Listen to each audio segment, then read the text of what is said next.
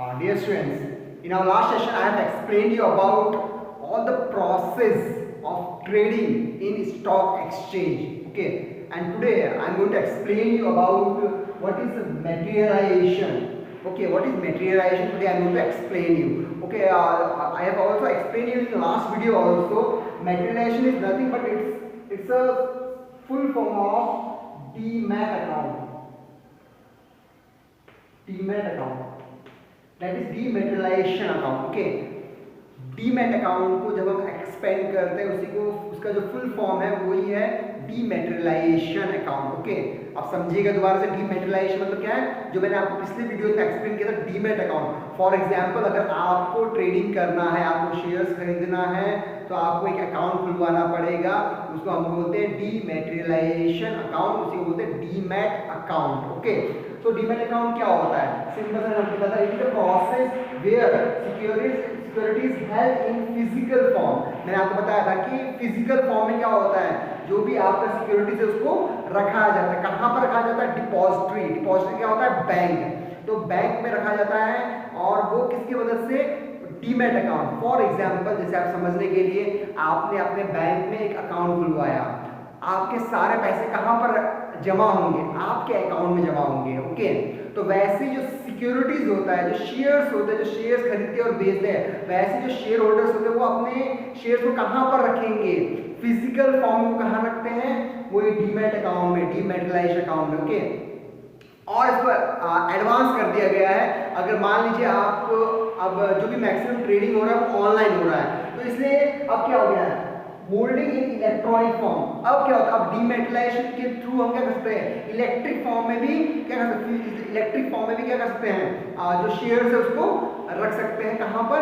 Demat account में. Okay, तो ये होता है आपका डीमेटेरियलाइजेशन. यानी कि सिंपल सा हमें समझने के लिए कि हमने जो भी शेयर्स खरीदा है उसको हमने एक अकाउंट में रख दिया है फिजिकल फॉर्म में. ओके, और वो उसको हम कहते हैं डीमेटेरियलाइजेशन अकाउंट या डीमेटेरियलाइजेशन भी बोलते हैं उसको. ठीक है ना. उसके क्या बेनिफिट्स क्या क्या है? First, it is very convenient.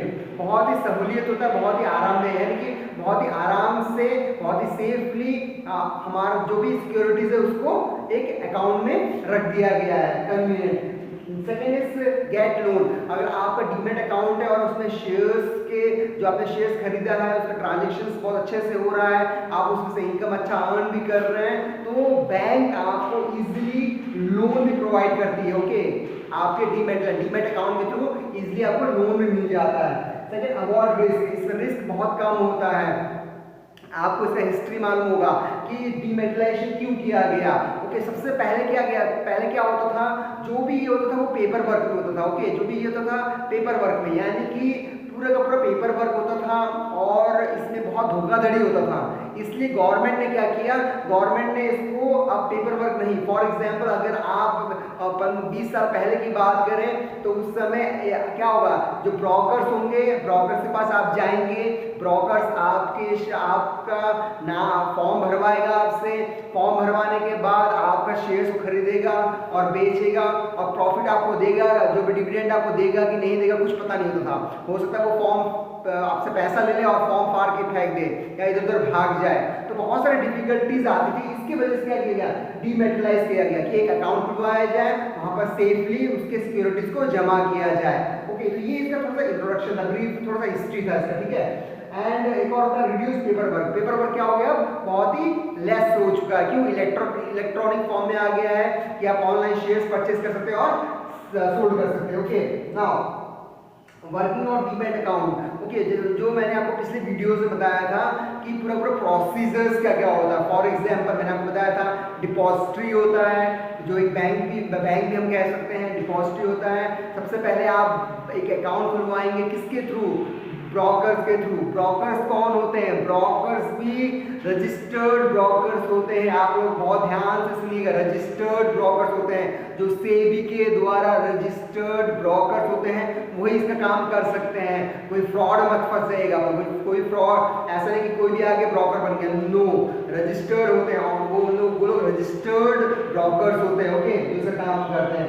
मैंने आपको बताया डीपी, डिपॉजिटरी पार्टिसिपेंट्स, जो ब्रोकर्स भी कहलाते हैं, जो अकाउंट खुलवाते हैं. और डिपॉजिटरी क्या होता है? वो बैंक जहां पर अकाउंट खुलवाया जाता है. ओके, तो ये मैंने आपको पिछले वीडियोस में भी आपको थोड़ा बहुत एक्सप्लेन किया था इसके बारे में, और आप इसको समझिएगा अच्छे से ये डीमेटलाइजेशन होता क्या है इसको, ठीक है। अब हम आगे बढ़ते हैं स्टॉक एक्सचेंज इंडेक्स। बहुत लोगों ने स्टॉक एक्सचेंज के बारे में सुना और मैंने आपको थोड़ा एक्सप्लेन भी किया था कि स्टॉक एक्सचेंज होता क्या है, ओके।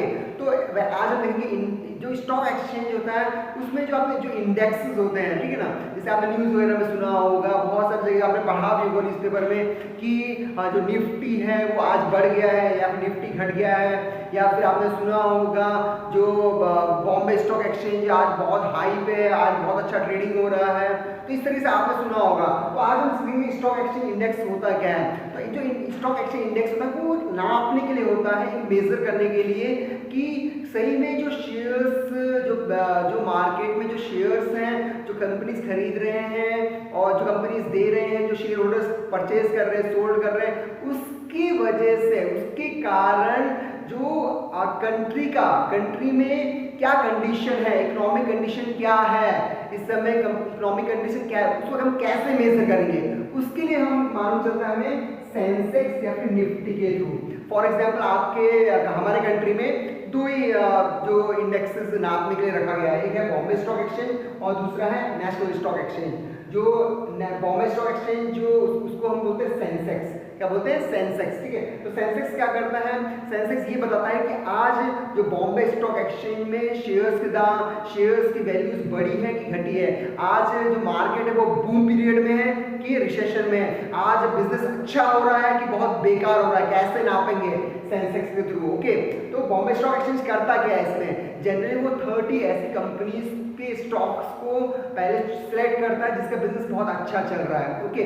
और सॉरी, उसमें वो डाटा कलेक्ट करता है कि किस तरीके से बिजनेस हो रहा है, किस तरीके से बिजनेस जा रहा है, और ऐसे करने के बाद वो इवेल्युएट करता है, और उसके बाद वो 30 कंपनीज का लिस्ट तैयार करने के बाद वो पूरा इवेल्युएट करने के बाद तब उसे मतलब वो डाटा सेंड करता है कि हाँ आज जो बिजनेस है आज बहुत अच्छा चल रहा है, या फिर आज जो बिजनेस है आज बहुत डाउन में है, आज बिल्कुल बिजनेस सक्सेसफुल नहीं हो रहा है, आज जो है शेयर्स के दाम बहुत बढ़ रहे हैं या फिर शेयर्स के दाम घट रहे हैं, ओके। बिजनेस जो है वो बूम में है कि रिसेशन में, कैसे मालूम चलता है, वो सेंसेक्स के थ्रू। कौन पता करता है, बॉम्बे स्टॉक एक्सचेंज के थ्रू मालूम चलता है, ओके, सेंसेक्स के थ्रू कि भाई हम, और वो क्या करते हैं 30 कंपनीज का लिस्ट निकालते हैं, उसके इवेल्युएट करते हैं और उसके हिसाब से वो लोग डाटा देते हैं, ओके। सेम वैसे होता है नेशनल स्टॉक एक्सचेंज में। नेशनल स्टॉक एक्सचेंज कैसे होता है, निफ्टी के थ्रू। निफ्टी क्या करता है, निफ्टी के थ्रू 50% जो 50% कंपनीज है उसके डाटा प्रिपेयर किए जाते हैं, उसके जो जिस तरह से वो डीलिंग कर रहे हैं, जिस तरह से उनका मार्केट में अभी जो वो बिजनेस कर रहे हैं उसके हिसाब से शेयर्स उनके कंपनी से बढ़ रहे हैं कि घट रहे हैं, वो 50% जो स्टॉक जो एक्सचेंज का काम कर रहे हैं उनका लिस्ट निकालते हैं, उसको इवेल्युएट करते हैं और उसके बाद डाटा देते हैं कि हाँ भाई आज जो निफ्टी है ऊपर है, आज जो निफ्टी है नीचे है, यानी कि आज जो बिजनेस है बहुत अच्छा चल रहा है, आज कंपनीज बहुत अच्छे से बिजनेस कर रही है, आज लोग शेयर्स बहुत अच्छे से खरीद रहे हैं, शेयर्स में से और प्रॉफिट हो रहा है, यानी डिविडेंड बहुत अच्छा मिल रहा है। तो इस तरीके से वो क्या करते हैं, इवेल्युएट करते हैं, किसके थ्रू, सेंसेक्स और निफ्टी के थ्रू, ओके। इस तरीके से नापा जाता है किसको, स्टॉक एक्सचेंज इंडेक्स के through, okay. Now last one that is demutualisation account. Demutualisation क्या है, म्यूचुअलाइजेशन, देखिए आपने डी मतलब क्या होता है, आप देखिएगा यहाँ पर था डीमेटलाइजेशन, वैसे यहाँ पर है डीम्यूचुअलाइजेशन, और अभी आपने रिसेंटली पिछले साल सुना था डीमोनेटाइजेशन। तो यानी क्या है, मनी की सर्कुलेशन को बंद करना, और डीमोनेटाइजेशन यानी कि जो पुराने नोट है उसको बंद करके नया नोट निकाला जाए, यानी उसको बोलते हैं डीमोनेटाइजेशन, यानी मोनेटाइजेशन को खत्म किया जाए और नया नोट निकाला जाए, पुराने मनी को बंद करके नया नोट। वैसे डीम्यूचुअलाइजेशन यानी जो पुराने ब्रोकर्स होते थे, यानी जो ब्रोकरिंग का काम करते थे, जो ब्रोकर्स का काम करते थे पुराने तरीके से, ओके, उसको हटाकर अब क्या किया जाए, अब नए ब्रोकर्स, यानी किस तरीके से, फॉर एग्जांपल मैं आपको बताना चाहता हूँ कि जैसे फॉर एग्जांपल पिछले समय में क्या होता था कि सारा का सारा जो भी काम होता था स्टॉक एक्सचेंज का, या फिर फॉर एग्जांपल मान लीजिए अगर मैं शेयर होल्डर हूँ, ओके, और मुझे अपने शेयर्स को खरीदना है और बेचना है, तो मुझे किस पर निर्भर करना पड़ेगा, ब्रोकर पर। पिछले अगर मैं 20 साल पहले की बात करता हूँ तो उस समय भी पूरा मैं डिपेंड किस पर हूँ, ब्रोकर पर हूँ। तो ब्रोकर जैसे मुझे घुमाएगा मैं वैसे घूमूंगा, वो बोलेगा शेयर का दाम बढ़ गया है, इतने पैसे लगेंगे, या फिर जो भी वो करेगा उसके हिसाब से मुझे चलना पड़ेगा, ओके। तो इसमें होता क्या था, बहुत फ्रॉड केसेस होते थे, मालूम चला कि बहुत लोगों का पैसा डूब गया है और शेयर उन्होंने खरीदे, मालूम चला कि उनको सर्टिफिकेट तक इशू नहीं हुआ है, तो बहुत सारे प्रॉब्लम्स होते थे। इसलिए गवर्नमेंट ने क्या किया, डीम्यूचुअलाइजेशन कर दिया। डीम्यूचुअलाइजेशन क्या हो गया, इसने क्या किया, सेपरेट कर दिया। देखिए यहाँ पे लिखा हुआ है, separate the ownership and control of stock exchange from the trading right of members, यानी कि जो ओनरशिप राइट था उसको सेपरेट कर दिया गया, यानी कि अब जो शेयर होल्डर है वो डिपेंड ज्यादा नहीं करेंगे किस पे, जो डिपॉजिट पार्टिसिपेंट्स या फिर ब्रोकर्स पे पूरा पूरा निर्भर नहीं करेंगे कि हाँ पूरा पूरा डीलिंग वही करेंगे, नहीं। अब क्या होगा, डीम्यूचुअलाइजेशन के थ्रू क्या हुआ कि अब पूरा पूरा राइट किसके हाथ में आ गया है, शेयर होल्डर के हाथ में आ गया है। वो जिसको सिलेक्ट करना चाहे सिलेक्ट कर सकता है, वो जिस तरीके से काम करवाना चाहे करवा सकता है। जो शेयर खरीदना है उसको खरीद सकता है, जो शेयर को बेचना है वो बेच सकता है।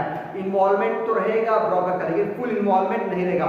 यानी ओनरशिप राइट किसका अधिकार किसको दे दिया गया है, जो वहां पर जो मेन वहां पर कौन है, जो मेन वहां पर मालिक है शेयर्स का, उसको अधिकार मिल गया है किसके थ्रू, डीम्यूचुअलाइजेशन के थ्रू।